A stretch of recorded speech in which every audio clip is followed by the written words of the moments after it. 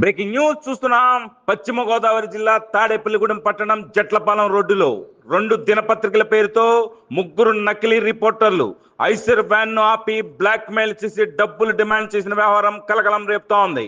తాడేపల్లిగూడెం పట్టణం నుంచి జట్లపాలెం రోడ్డులో లోడుతో వెళుతున్న ఐసర్ వ్యాన్ ను మోటారు వాహనాలు అడ్డుపెట్టి పెన్ పవర్ పత్రిక పేరుతో ఇద్దరు, ఉదయం ధ్వని అనే పత్రిక పేరుతో మరొకరు, మొత్తం ముగ్గురు కలిసి వాహనాన్ని ఆపి డబ్బులు డిమాండ్ చేశారంటూ వ్యాన్ డ్రైవర్ యజమాని ఆరోపణలు గుప్పిస్తున్నారు.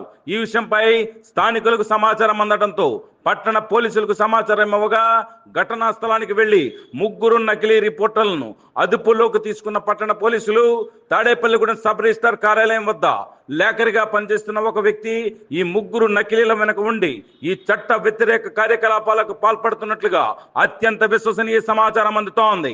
నకిలీ రిపోర్టర్లు ముగ్గురు ఉంగుటూరు ప్రాంతానికి చెందిన వ్యక్తులుగా ప్రాథమికంగా గుర్తించిన స్థానికులు, పోలీసులు తక్షణమే ఇటువంటి అసాంఘిక కార్యకలాపాలకు పాల్పడుతున్న ముగ్గురు నకిలీ రిపోర్టర్లు, వీరి వెనుక ఉన్న మరొక నకిలీలపై కేసు నమోదు చేసి చట్ట ప్రకారం చర్యలు తీసుకోవాలని స్థానిక ప్రజలు, జర్నలిస్టు సంఘాలు డిమాండ్ చేస్తున్నాయి. అయితే పోలీసులు అదుపులోకి తీసుకున్న వారిపై పలు స్టేషన్లలో పలు బ్లాక్ మెయిలింగ్ ఫిర్యాదులు ఉన్నట్లుగా జోరుగా ప్రచారం సాగుతోంది. అయితే ఈ వ్యవహారంలో ముగ్గురు నకిలీ రిపోర్టర్లు వీరి వెనుక ఉన్న మరొక వ్యక్తిపై పట్టణ పోలీస్ స్టేషన్లో కేసు నమోదైనట్లుగా తెలుస్తోంది.